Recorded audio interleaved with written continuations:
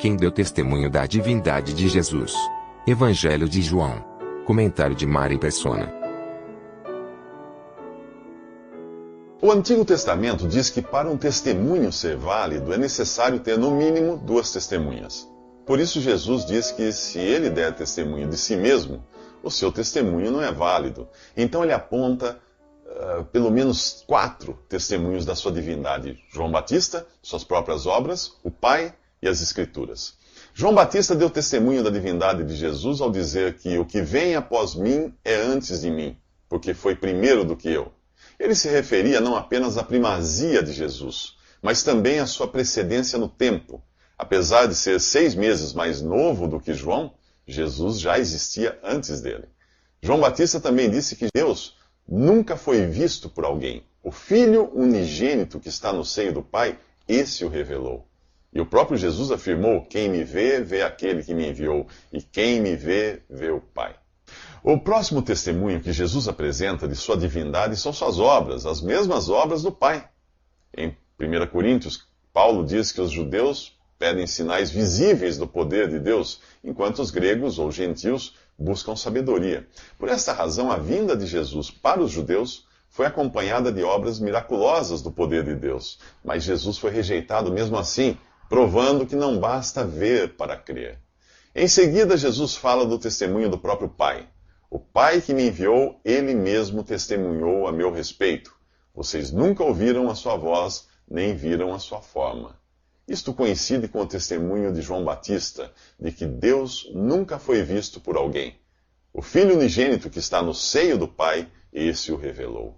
Finalmente vem o testemunho das Escrituras, que nos tempos de Jesus se limitavam ao Antigo Testamento. Aqueles fariseus e escribas estudavam cuidadosamente as Escrituras por acreditarem encontrar nelas a vida eterna, sem perceber que elas testificavam de Jesus. Agora Jesus revela o real motivo de não ser recebido pelos judeus. Vocês não querem vir a mim para terem vida.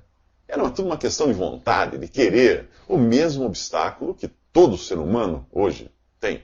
Nós, por natureza, não queremos ir a Jesus para termos vida eterna. E foi por isso que ele explicou a Nicodemos, um pouco antes, que era necessário nascer de novo, nascer do alto, tornar-se nova criatura. Por não terem o amor de Deus, os judeus receberiam qualquer um que viesse em seu próprio nome. Eles amavam a si mesmos. Eles gostavam de bajular outros homens e serem bajulados por eles. Todos nós somos assim. Mas Jesus, que não veio buscar glória ou aplausos como se fosse uma celebridade qualquer, não interessava aqueles fariseus, incapazes que eram de enxergar Jesus nos escritos de Moisés. Mas o que Moisés teria escrito de Jesus? Veja nos próximos 3 minutos. Jesus não acusa os fariseus, que o interrogam e querem matá-lo por ter curado um homem no sábado. E nem precisa acusá-los, já que há outro que os acusa, Moisés. Os judeus dizem seguir os escritos de Moisés, os 5 primeiros livros da Bíblia, conhecidos como Torá, e são esses mesmos escritos que apontam contra eles o dedo acusador. Jesus diz a eles: se vocês crescem em Moisés, creriam em mim, pois ele escreveu a meu respeito. Mas o que Moisés teria escrito a respeito de Jesus? Muita coisa. O livro de Gênesis começa falando de Jesus. No princípio, Deus criou os céus e a terra. Onde está Jesus aí? Na palavra Deus. Tradução usada para o original hebraico, Elohim. Acontece que Elohim é plural, é o plural do singular Eloá, que significa Deus ou divindade. Por que Moisés escreveu Elohim no plural e não Eloá no singular? Uma tradução ao pé da letra ficaria mais ou menos assim: no princípio, as divindades criou os céus e a terra. Eu sei que é errado dizer as divindades criou, mas é isso que o texto original diz. É como se mais de uma pessoa executasse uma única ação de criar. Você já ouviu falar em Pai, Filho e Espírito Santo? Moisés, inspirado por Deus, continuou falando de Jesus de diversas formas no livro de Gênesis, Êxodo, Levítico, Números e Deuteronômio. Muitas coisas e personagens descritas por Moisés são também tipos ou figuras de Jesus, começando por Adão, o homem que Deus coloca sobre toda a sua criação, e também aquele animal morto no Éden por Deus para confeccionar vestimentas de peles para os caídos Adão e Eva. Aquilo era um inocente que morria para cobrir a culpa dos pecadores. Dá para perceber o tipo aí. Outros tipos ou figuras de Jesus, de Cristo, são os animais e oferendas que você encontra na lei dada por intermédio de Moisés, que por sua vez também é uma figura de Jesus, como libertador. Antes dele, José, que foi vendido por seus irmãos e acabou se tornando o vice-rei de todo o Egito. Ele é uma figura magnífica de Cristo. O tabernáculo, aquela tenda que os israelitas usavam para adorar a Deus em sua peregrinação no deserto, é outro tipo, bem como a arca da aliança. Ok, sua lição de casa agora é ler no Antigo Testamento, procurando os tipos ou figuras de Jesus nas suas páginas. Existem também mensagens diretas, saídas da pena de Moisés, anunciando a vinda de Jesus, como as que aparecem dos capítulos 15 e 18 de Deuteronômio. O ponto principal, porém, é que Jesus exige coerência da parte daqueles judeus, quando ele diz assim: se vocês crescem em Moisés, creriam em mim, pois ele escreveu a meu respeito. Visto, porém, que não creem no que ele escreveu, como crerão no que eu digo? A mesma pergunta pode ser feita aos que hoje se dizem cristãos e não creem nos escritos de Moisés. Se você acredita na teoria da evolução e não na criação que Moisés descreveu, como pode crer no que Jesus diz? Se você não crê no que Moisés escreveu sobre adorar imagens, como pode crer em Jesus? Se você não aceita o que Moisés disse sobre não invocar os espíritos dos mortos, como você diz que crê nas palavras de Jesus?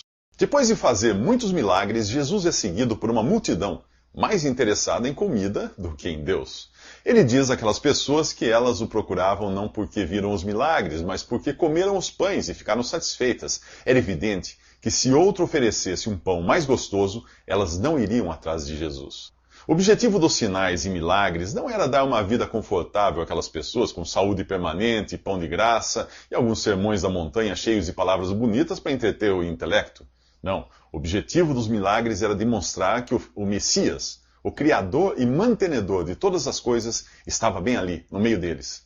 Você já parou para pensar nos motivos que levam você a buscar por Jesus? Você decidiu ir a Ele para ter uma mesa farta e saúde permanente para aproveitar esta vida? Ou quem sabe o seu interesse está em poder comprar tudo que atrair os seus olhos? Ou será você o tipo intelectual, aquele que lê a Bíblia para aumentar os seus conhecimentos e ser admirado por isso, por seus amigos? Quando Eva olhou para a árvore do conhecimento do bem e do mal no jardim do Éden, o seu fruto lhe pareceu agradável ao paladar, atraente aos olhos e desejável para se obter discernimento. A primeira carta de João chama isso de cobiça da carne, cobiça dos olhos e soberba da vida. Quando Jesus foi tentado, Satanás o desafiou a transformar pedras em pães, para saciar sua fome. Também procurou encher os seus olhos com a visão da glória e riqueza dos reinos deste mundo. O desafio para que Jesus se jogasse do alto do templo lhe daria a oportunidade de provar que ele era o tal, pois os anjos voariam para socorrê-lo. Em tudo isso existe sempre a mesma promessa do diabo, de satisfazer as necessidades da carne, dos olhos e de fazer a pessoa sentir-se importante. Acaso não é a mesma ladainha que você escuta no rádio e na TV? Muitos fingem pregar o evangelho, quando na verdade simplesmente repetem as tentações do jardim do Éden. E muitos fingem escutar o evangelho, quando na verdade estão dando ouvidos às suas próprias cobiças. É claro que Deus atende às orações feitas segundo a vontade dele, mas o foco não deve estar na resposta a essas orações, ou em nossa pessoa, mas na pessoa de Jesus.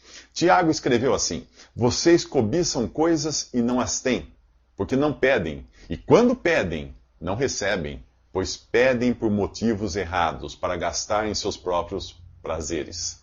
A cobiça da carne, a cobiça dos olhos e a soberba da vida nos atraem, quando Jesus não é suficiente para o nosso coração. Paulo escreveu aos Filipenses: o meu Deus suprirá todas as necessidades de vocês de acordo com as suas riquezas em glória, em Cristo Jesus. Quem suprirá? Deus. Quantas necessidades? Todas. Com quê? Com suas riquezas em glória. Em quem você encontra isso? Em Jesus. Se ele não for suficiente para você, nada mais será. Nos próximos 3 minutos, Jesus nos ensina com o que nós devemos nos ocupar. O que você pretende da vida? Se você for jovem, é provável que pretenda estudar ou terminar o curso que está fazendo. E depois? Ter uma profissão e ser bem-sucedido nela, penso eu. E depois? Talvez encontrar seu par perfeito. E depois? Constituir família, ver seus filhos crescerem e também se realizarem. E depois? Se aposentar, talvez viajar, ver seus netos. E depois? Depois a morte. Se você acha que o ser humano não passa de uma feliz combinação de moléculas, você deve ser uma pessoa frustrada de viver assim. Afinal, todas as coisas que você planejou, como estudar, trabalhar e constituir família, pareciam ter um propósito, mas sua vida, como um todo, não tem. Ela não será mais do que um tique no relógio do tempo universal. Você e todos os seus esforços, planos e aspirações irão virar literalmente pó. Mas digamos que você seja daqueles que acreditam sim que existe algo depois da morte, porém prefere não pensar nisso. Será que você é igualmente relapso quando o assunto é investir seu dinheiro? Não, você procura no mínimo saber se está investindo num negócio seguro, para não jogar fora alguns anos de trabalho suado. E o que dizer do investimento de toda a sua vida? Jesus diz: não trabalhem pela comida que se estraga, mas pela comida que permanece para a vida eterna, a qual o Filho do Homem lhes dará. Deus, o Pai, colocou nele o seu selo de aprovação. 3 pontos importantes aí. Primeiro, tudo o que você faz nesta vida é passageiro. Segundo, existe uma vida eterna, sim. E terceiro, ela é recebida do Filho de Deus, Jesus, o qual Deus aprovou. Preocupado com isso, é provável que neste ponto você faça a mesma pergunta que é feita a Jesus no capítulo 6 do Evangelho de João. O que precisamos fazer para realizar as obras de Deus? Jesus responde assim: a obra de Deus é esta, crer naquele que ele enviou. Sabe o que chama a minha atenção nesta passagem? Que eles perguntam de obras, no plural, e Jesus responde de obra, no singular. Se você for do tipo que se preocupa com a eternidade e está disposto a fazer 1 milhão de coisas para Deus, esta é a boa notícia agora. Deus não requer de você coisa alguma além de crer em Jesus, que morreu na cruz em seu lugar para pagar pelos pecados que você cometeu. Após crer nele, Deus usará você como instrumento para as obras que ele preparou de antemão para que você praticasse. Você não receberá a vida eterna por tê-las praticado, mas você irá praticá-las por ter recebido de graça a vida eterna. Trabalhar a vida inteira sem se preocupar com o que vem depois é tão inútil quanto trabalhar a vida inteira achando que isso lhe dará o direito de merecer a vida eterna. Já ouviu falar em graça? Pois é, desde quando algo recebido de graça é pago por algum tipo de esforço? Nos próximos 3 minutos, os incrédulos judeus voltam a bater na tecla dos sinais e milagres.